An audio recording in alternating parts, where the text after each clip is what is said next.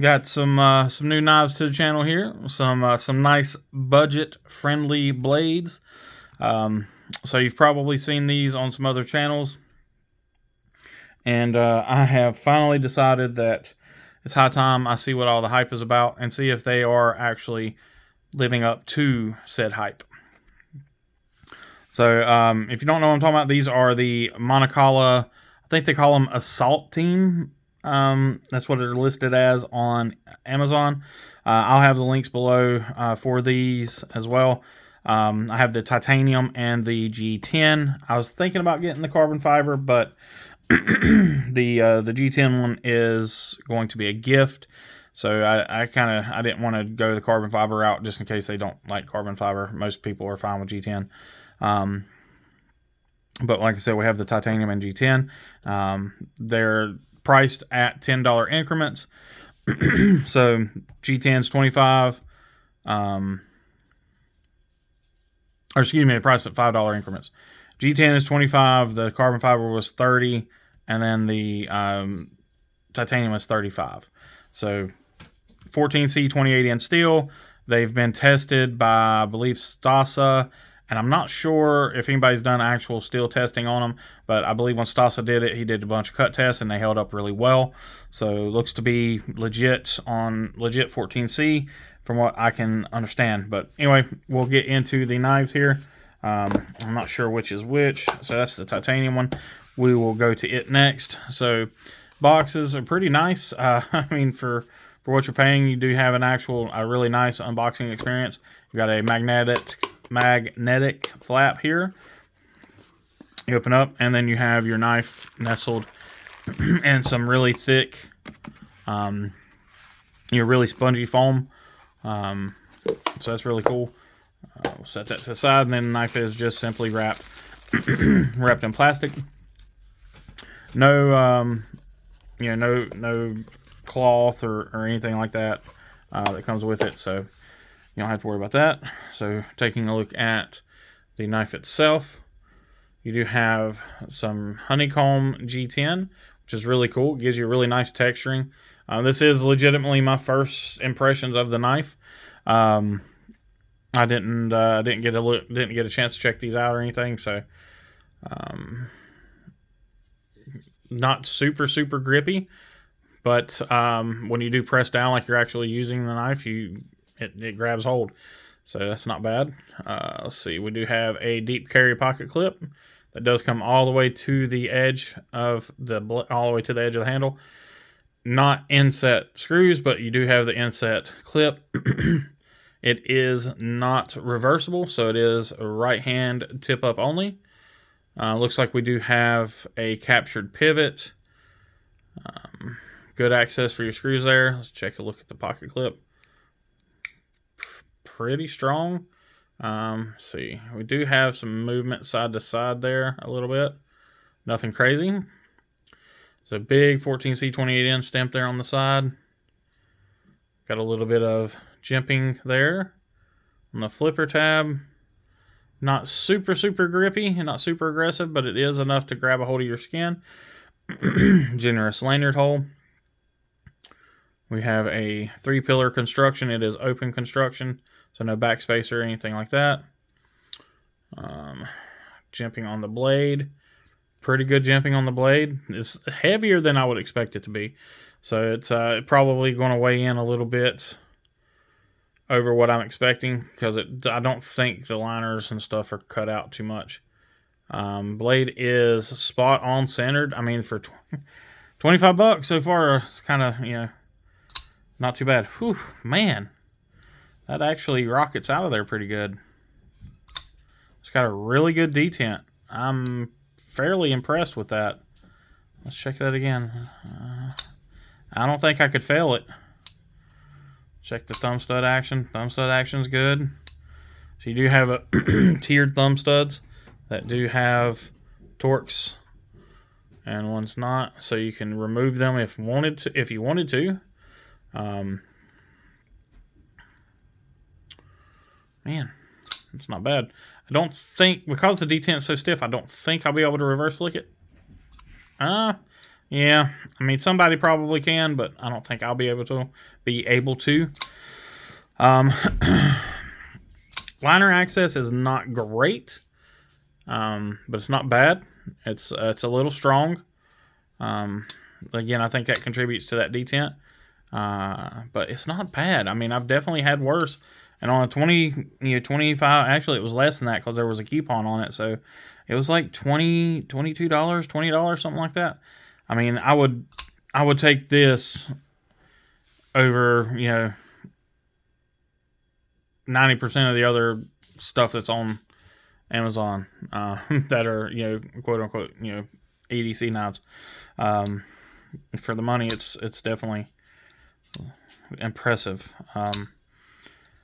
Makes me hope that whoever's the person that's receiving this gift is hopefully extremely excited by it. I'm really, like I said, I'm really impressed with it.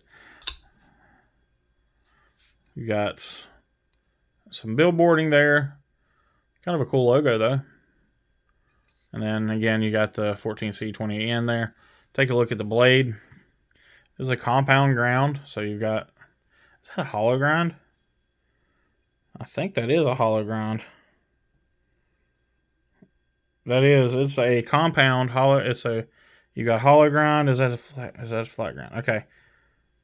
So I think that is. Yep. Okay. So you've got the main bevel here. This is compound, and this is flat ground. So you've got a compound grind. Machine satin. No stone washing or anything like that.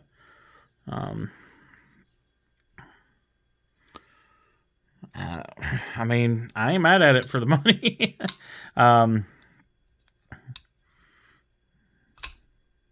Yeah, lockup's fairly good on it. Maybe just a tad early, but it locks up strong.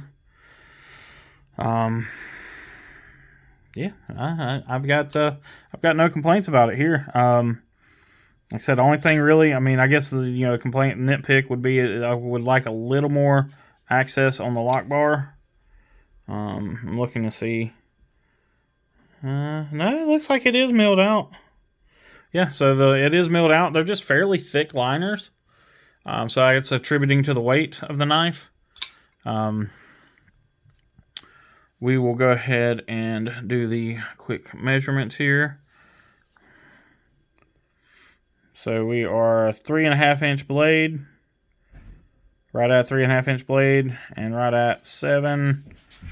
I might as well just call it 8 inches. Right at 8 inch knife altogether. Right at 3.5 inch blade. And this one is weighing in at.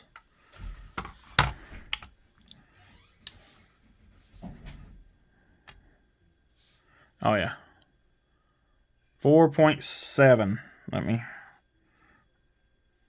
Let's see if I can get that to where y'all can see it. Well, I do that, it messes with the weight of the knife. Yeah, it's 4.7 ounces.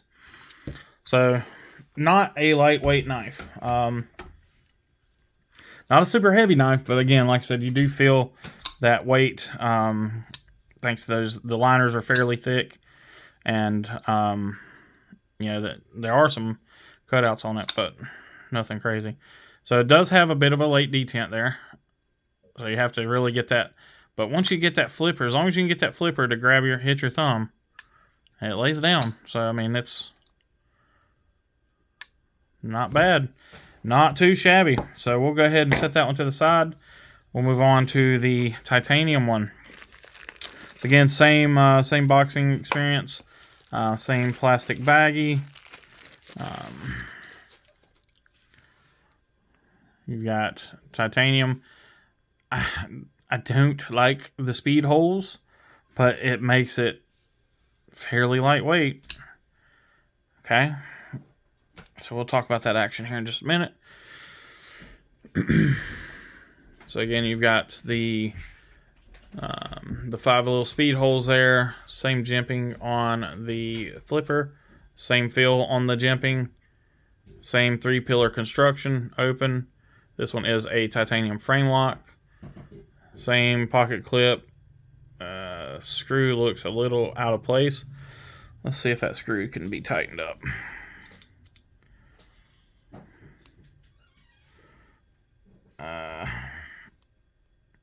Well, there's again at $30. I don't know. I've tightened it down a little bit. It might just be that there's some issues with the machining there on the titanium, but I did close that gap up a little bit. But so there is something there. So it's a little bit of quality control stuff there. Otherwise, the pocket clip is the same. Does it have the same movement? Yeah, it has the same movement side to side. Same captive pivot. Same stepped thumb studs. And because it's a frame lock, you kind of have to mind where your hands are. So that kind of makes the thumb stud action a little different.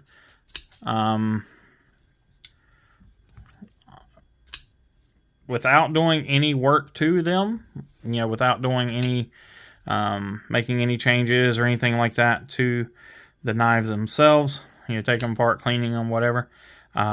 The GT one definitely has a better action. It's easier, I think it might be partial because if you're holding on to the pocket clip, you're actually pressing on the frame lock. So you kind of have to be really mindful of not even being really on the pocket clip. Otherwise, you're making it way more difficult for you to open the knife. So if I back down off of it to where I'm not having to really hold on to the pocket clip, then it's a much better action. We do have a lock bar insert, steel lock bar insert. It's fairly substantial too. It does stick out. I don't know if I'm gonna be able to get that on there. So there you go. So it does stick out a little bit. So you're not gonna have to worry. You've got a lot of wear there. Lockup is really good. It's smack on where you kind of want it to be. So the whole lock bar is taken up there. Centering is no, it's good. I was thinking it might be a little bit towards the show side. It looks like it may be favoring. Yeah, it's favoring the show side just a bit. Yeah, it's favoring the show side just a bit. So let's check that. Since we had that loose screw on the pocket clip, let's check the pivot. See if it's a little loose. So that might be a larger bit size. So I've got some substantial amount of play. You can see that substantial amount of play in the pivot hole, or in the pivot. So let's see if it's a T9 instead of a T8. There we go, T9. That might even be a T10.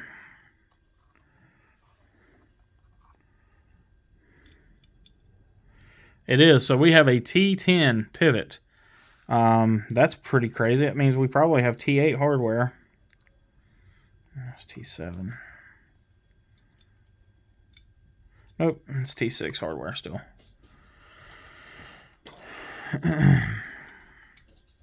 Yeah, confirming it and then verifying. Yep. So T6 body hardware.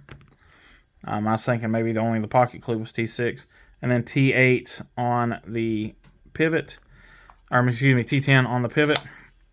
Let's check and see if that pivot's a little loose.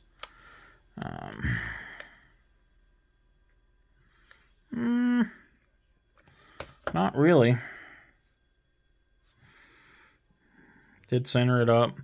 So something I didn't check on the last one was if I had any detent lash. This one does not. We got it a little more centered there.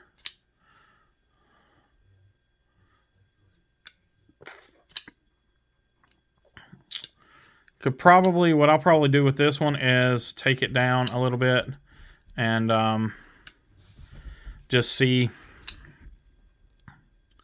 if I can get that action a little bit better. It's not bad, just not as good as the G10 one. So it probably needs a little bit of work. But again, we'll take a look at it. No up and down. Oh, nope, we do have just a hair. I mean, just a hair of up and down. No side to side. Let me open this up with the flipper just to see if it gets rid of that up and down. Nah, so it just has just a hair of up and down play. Not enough that is concerning. I'm trying not to hold the frame. No issues with it coming unlocked there. So let's check the G10 version for any detent lash. No detent lash. See, I wish they had a little bit better jimping on that flipper. I keep slipping off of it. Lockup is good. Again, if not a little early, maybe just a hair early. Okay, I've got the same. I don't know if y'all can see that. Got the same up and down play. No side to side play. So that seems to be just a thing with these knives, I guess. Lock strength is solid, so like I said, if it wasn't for that little bit of, I mean, it's just, I mean, not enough really to be concerned about, honestly. Again, for the price point, I'm not mad at it.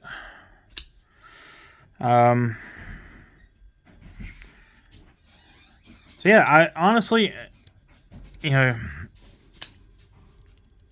if it were me, unless you just have to have the titanium version, I would go with the G10 or maybe even the carbon fiber one.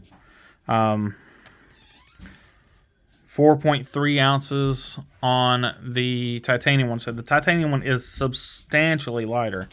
4.3 versus 4.7. So you're talking, you know, half an ounce. Well, I guess that's not substantial, but it is quite a bit lighter. It's lighter. It's enough that you can tell the difference in your hand.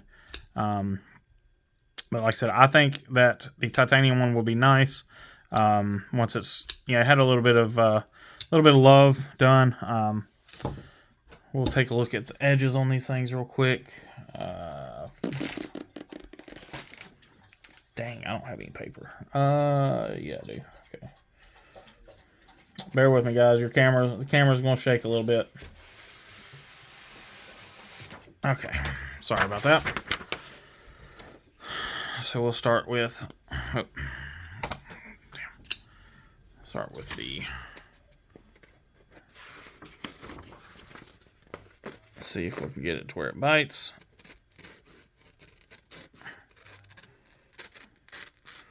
Yeah, it's trying to make little curlies, but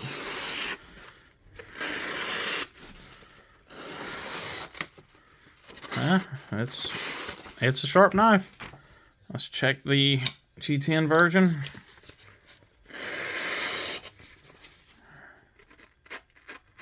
So the G10 one's a little bit sharper. It does make the it is able to make the curlies. Well, not on the hollow ground part, but on the, let's check this one. So okay, so yeah, so the tip where it's flat ground is definitely sharper. So it's definitely sharper at the tip where it's flat ground. It's able to do little curlies, push cuts really easily.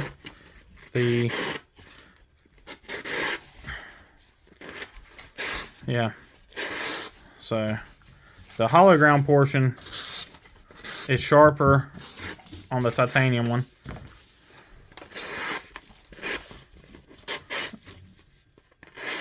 But the the flat ground portion, so the compound grind is sharper on one, and then the hollow grind is sharper on the other. So, you know, quality control is what you would expect.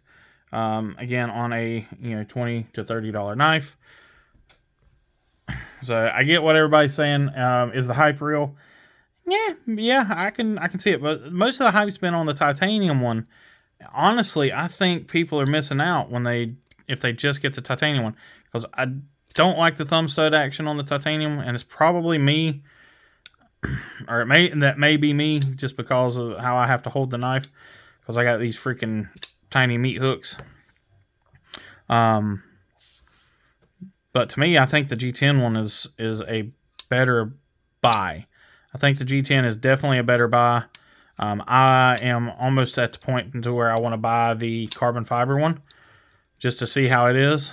Because I kind of, it's got that slight double clutch every once in a while. As long as you let that flipper hit your thumb when you open it, it's gonna come down, and it comes down pretty good. I mean, see there again, I let it hit. So, I mean, it's gonna break in nicely. This one, I think I'll have to actually take apart and oil, because it's, like I said, it just seems a little bit, has a little bit more, maybe it's got a little more grit or something in it. But yeah, I really do like them both. I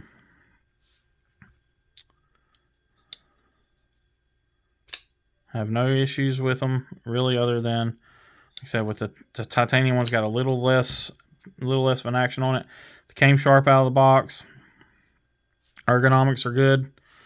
I